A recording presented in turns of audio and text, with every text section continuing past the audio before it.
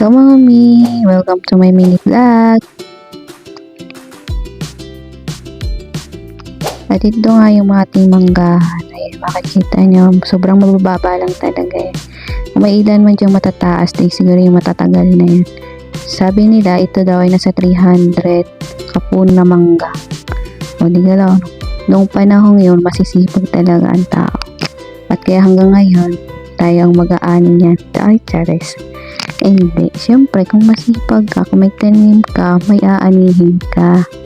At ito yun. Oh, diba? Kita nyo yan. Isang clicks lang yan.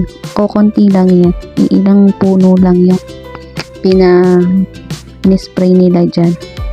At ito lang yun ay para sa buwan ng December. Kasi sobrang sabi ay palusot lang itong kung tawagin nila.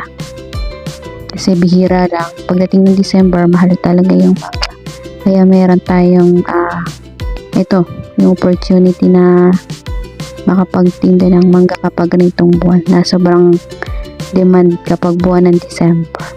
Yan, ganyan yung kalalaki. Pahihinugin lang yan dyan sa kahon. Mga 2 to 3 days pahihinugin yan. Then, ayan, ititinda na yan sa highway.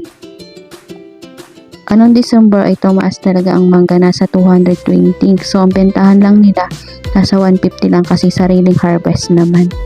Kaya swerte yung mga customer na makakabili yung time ng December. Kasi kung matsyempohan nila yung sariling harvest, mas mababa yung bigayan nila o bentahan nila ng ganitong product ng mangga. Ayan.